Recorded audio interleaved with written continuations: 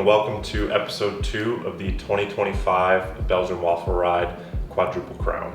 Now going into this race, I was super stoked on the new course changes, getting rid of double peak and swapping it out for some more undulating off-road sections. So overall, the course had less climbing, and also the weather was a lot cooler than the previous 2 years where I've been here, where I've really struggled in that heat.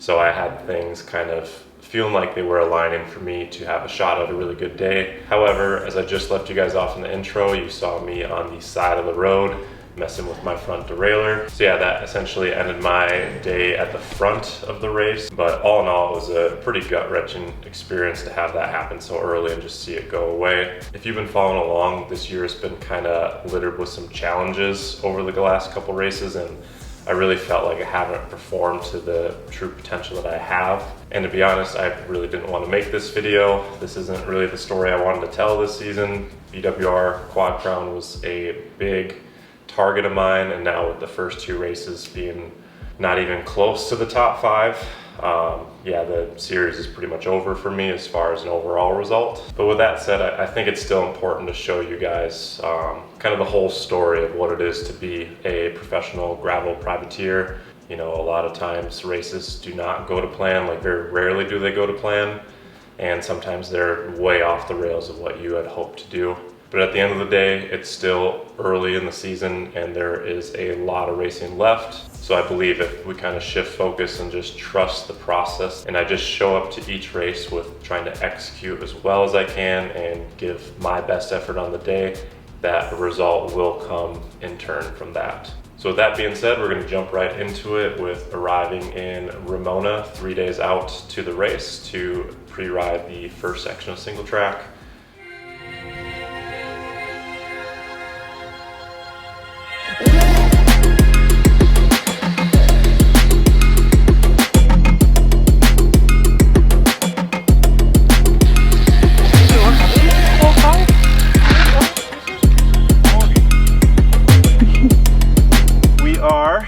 Currently on Thursday, the race is on Sunday, so we are 1 day ahead of last year, here for 3 days of pre-riding. Just got done doing day 1, and we're at the very back of the course where I did that small section of single track, which for some reason in my head I had it being a little bit longer, but I went through it pretty leisurely today and it only took 15 minutes. And then I rode up the nice big steep climb that gets you out of this valley at the back of the course. So yeah, you'll notice we got 2 bikes. So I've got my brand new NV Fray, and then I also brought the MOG.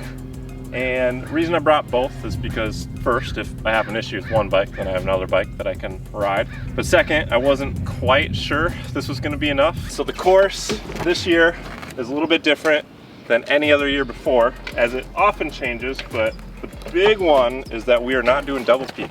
And then instead, I think we have kind of a road circuit with a more mellow climb that leads right into some double track that then goes to single track. So yeah, I'm really interested to ride it tomorrow and kind of see what it's all about. But overall, I think that'll suit me. Like double peak at the end of the race really never suited myself. As you can see, I'm a little bigger rider at 170 pounds, so I do a little bit better with less elevation in the course. So maybe this is the year that we can crack the code on BWR California.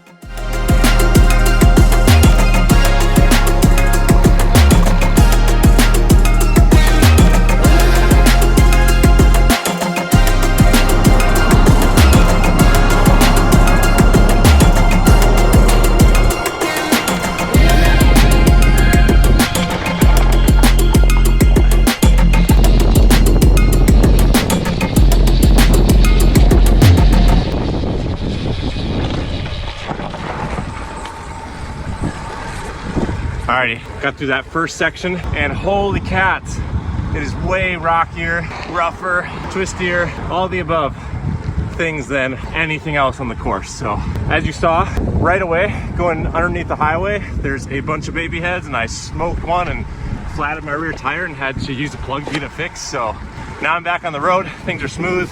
These tires are amazing on the road, that's why it's such a bummer to switch them, but I think just for that added safety, I think it'll be worth swapping them out. So So I finished up pre-riding. Despite what it looks like, I was cleaning my bike, and then Kendra handed me my protein shake. Some Good Life Endurance Recovery, 2 scoops for some carbs, some protein in a 3-to-1 ratio. And then she just went ahead and started cleaning my bike. So folks, I have the best wife ever. So yeah, the rest of the course, same as before, nothing crazy. That new section wasn't there, I would definitely stick with these tires, but I think with that new section, with just how gnarly it is and how it's gonna be at the beginning of the race, and it's just gonna be so full throttle, I'm gonna try out those other tires tomorrow and see how they feel. So right now we're getting the bike clean. I put on a fresh jersey, so we're gonna go take some pictures and maybe a little bit of video of me riding around. I always like to get some pictures at each event, get them out to the sponsors, and yeah, we'll save a couple of them maybe for the new bike posts that we are going to put up tomorrow. So, because we haven't technically revealed this fray yet.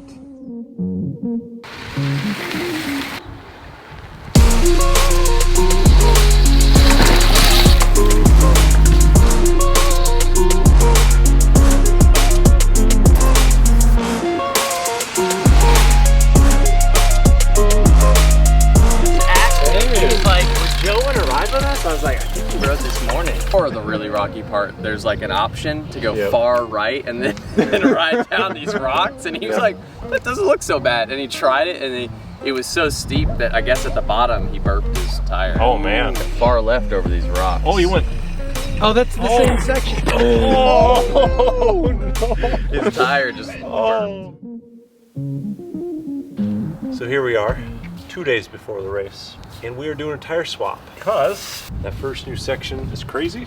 And yeah, I think these Torino dries with the side lugs are gonna have a little bit more protection on them, and then also offer just a little bit more traction. I haven't ridden the finish yet, but from what I've heard, there's some super steep switchback climbs that are pretty challenging, and I think having a little more grip for that's gonna be nice too. So yeah, we're doing a tire swap right now, and we're gonna test it out tomorrow. So nice part is it's not the night before the race today, so I get to ride the new tires tomorrow and see how they go.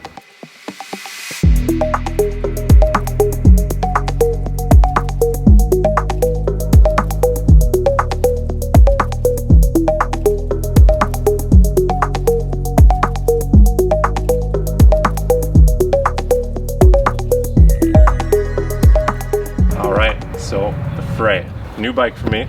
Got it a couple weeks ago, and I've been riding it, and it is a super fun bike. It's got a little bit shorter wheelbase than the Mog. It's categorized kind of as an all-road or like an endurance road bike, so it's got room for up to 40s. But with this front derailleur, I can do 38s. So these are some Vittoria Torino Dry 37s. This bike is a complete Dura-Race build with Ultegra cranks. So yeah, it shifts crazy smooth. The hoods feel really, really nice. They're a little bit more curved than the GRX one, so I really like that. For gearing on the bike, I've got a 52-36 up front, so that's gonna be a mid-compact, and then I've got that paired to an 11-34 in the rear, so almost a 1-to-1 ratio.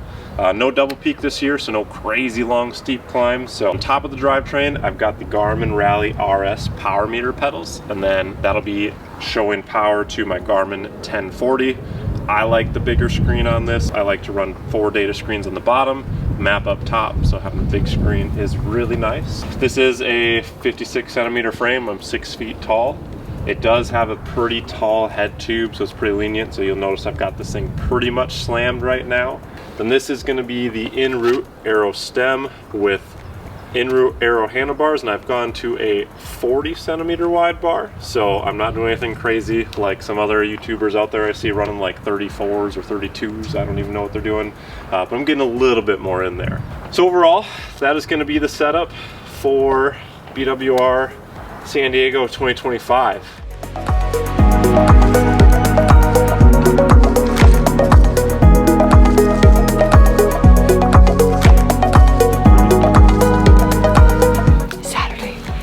Day before race, right? Before the race. I did a little run. The last time I climbed a lot. A little trail out here? Mm-hmm. It's actually the trail we used to finish BWR on, wasn't it?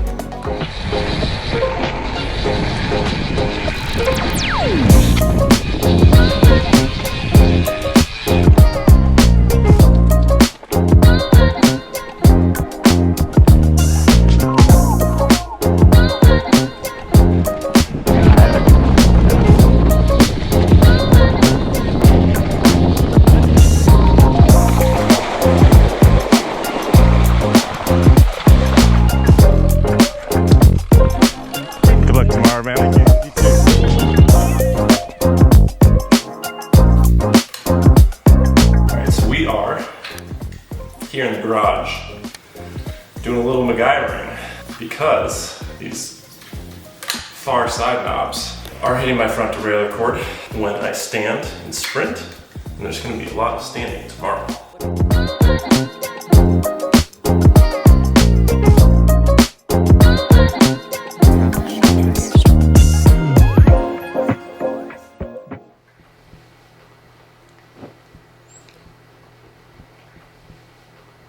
Is it race day?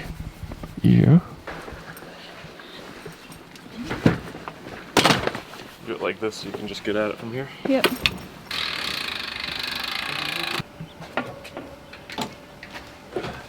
I don't know about Joe, but I am loving these late starts. This is wicked nice. I got a big CO2 attached to a CO2 or adapter in my pocket and 4 plugs in my pocket. All the things.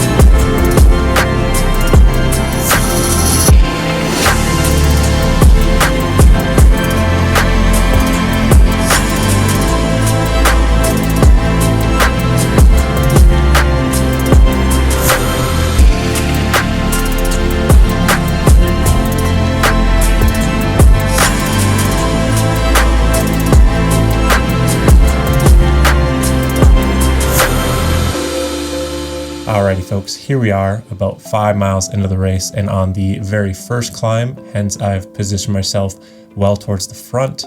However, it is pretty mellow and no one is really pushing the pace, so I'm just trying to stay alert, stay at the front just in case something decides to go. And with that being said, let's dive into this course just a little bit more.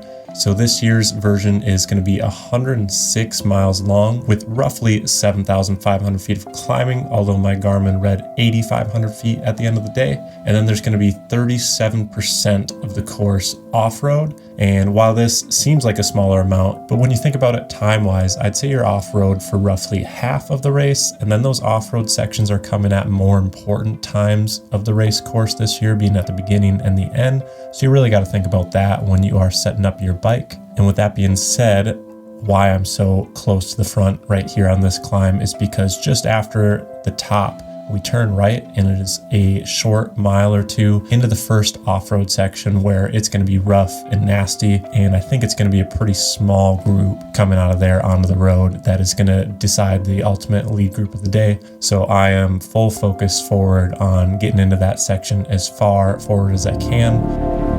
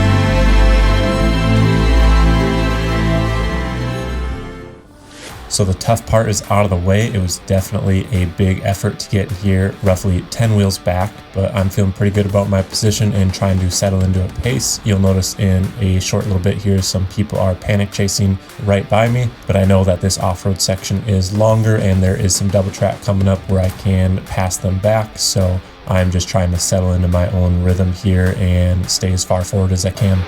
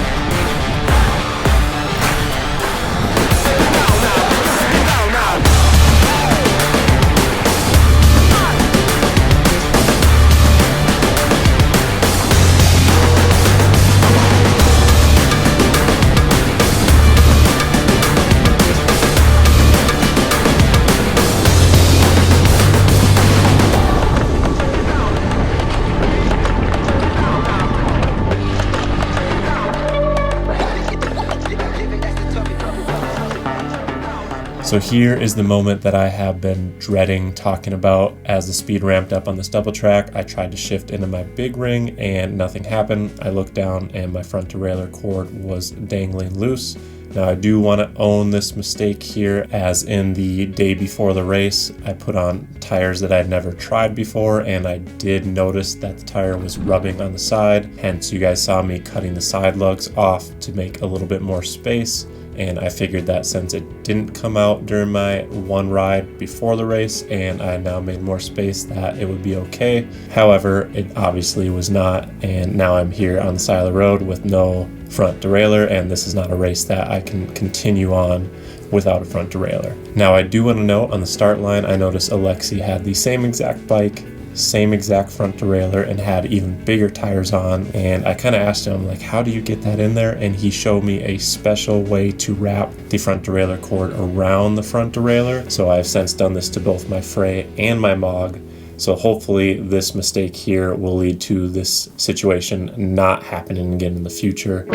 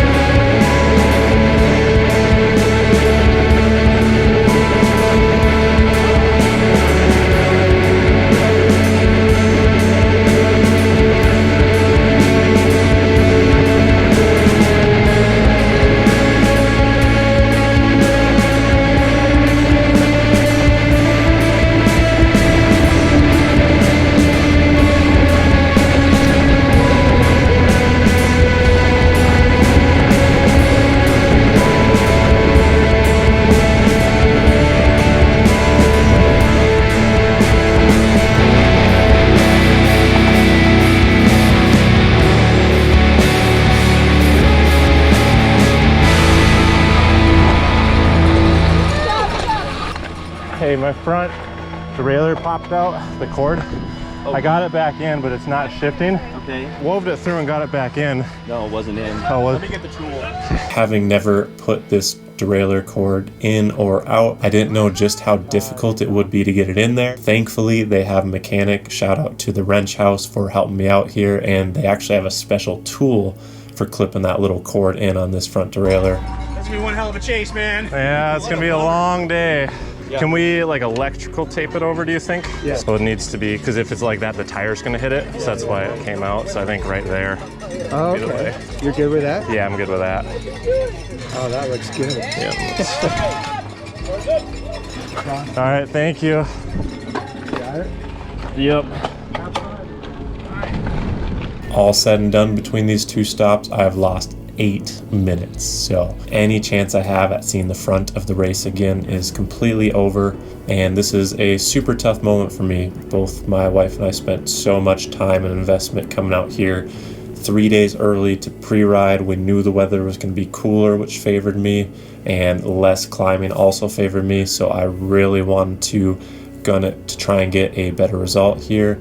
And now any shot I have at that is gone. So the motivation to continue has dwindled for a little moment here, but I try and regroup myself and realize that, hey, I'm all the way out here. I've prepared and tapered for this race. I don't have any more races for a couple weeks, so stopping to save the legs for another day is really going to do no good. I might as well push it and see what I can do on the day and just how far I can chase back up in this race.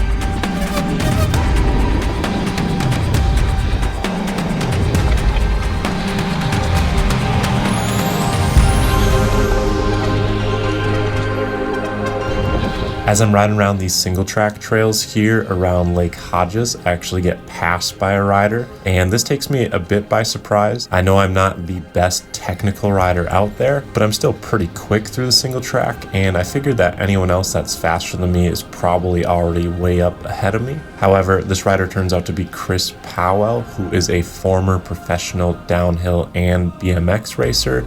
And after riding behind him for a little bit, I can see just how fast he is and also how efficient he rides through the single track. I'm having a heck of a time just trying to keep up with him, but I am actually grateful that he came around me because it does help me go faster. When I don't know the trail super well, I do find that I can go faster when I'm riding behind someone that's a little bit better than me.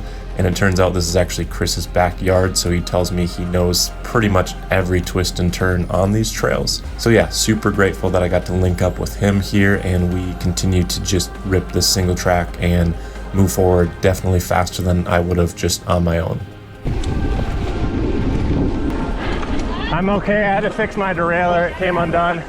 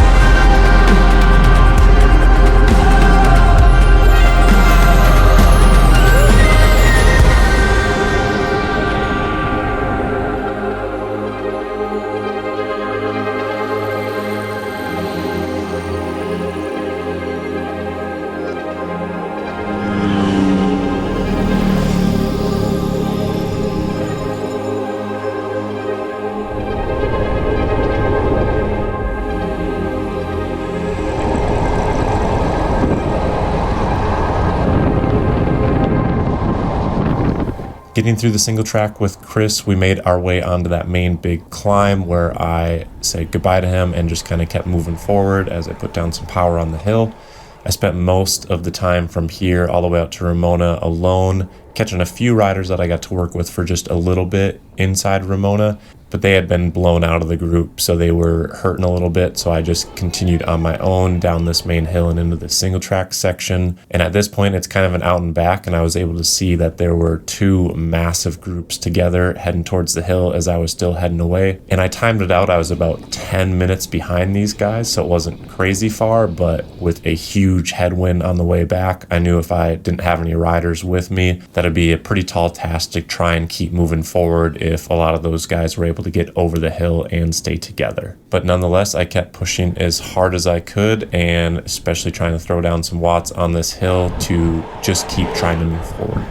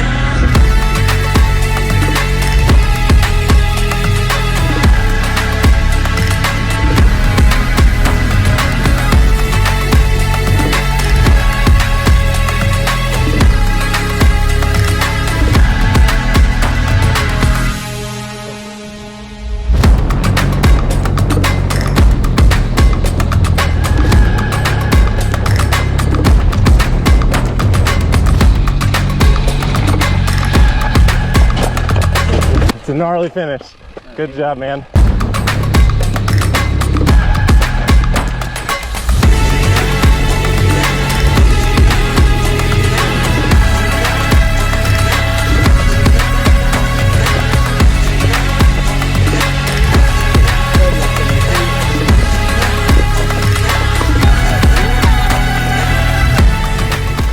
As I'm making my way up these final steep gradients of the last off-road section, I can't help but see how humbling this last part is for so many riders out there as I'm going by all the wafer racers. Once again, BWR hit us with an absolutely brutal finish with these crazy steep gradients. Huge kudos to all of the riders, Waffle or Wafer, that were able to complete this and make it to the finish line. For me personally, my legs are absolutely still firing. I'm able to put enough power down to get up these hills without walking. And while this is a little bit of a disappointment as I think of what might have been had I not had the mechanical, I'm still going to take it as a huge win, as this was such an improvement by the numbers for me over last year, and I actually ended up doing some of the best numbers I've ever done in a race for this duration, with a normalized power of 320 watts and an average power of 284 for a moving time of 5 hours and 26 minutes. My total elapsed time on the day would end up being 5 hours and 33 minutes.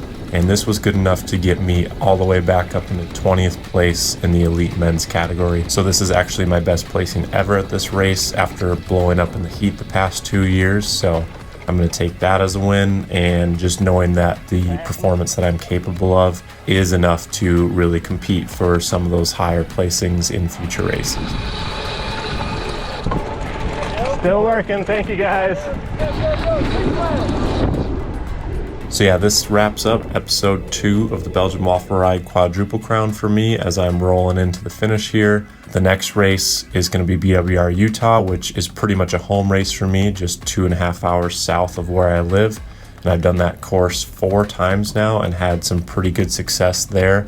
So I'm really looking forward to just going after that one to have the best race I can on the day. Big thank you to all you guys for clicking on this video and watching it all the way through, and to everyone at the race that came up and said hi and said they enjoy watching Kendra and I's journey. We really appreciate each and every one of you. If you would like to support us, the easiest and most simple way to do it for free is to just give this video a like and subscribe to our channel here on YouTube if you have not yet. And then if you are on Instagram, if you can give me a follow there, that also helps me out. And then if you do want to go one step further, Kendra and I do have a Patreon page going where you can contribute on a monthly basis to us and help us provide you guys with more and better content. So yeah, big thank you to anyone who chooses us to support us there on Patreon as well. And then lastly, we do have a ton of links to products from our partners down in the description below, and shopping through those links does really help to support us. So yeah, thank you so much for following along, and we will see you at the next one over in Cedar City, Utah on May 24th for round 3 of the Quadruple Crown.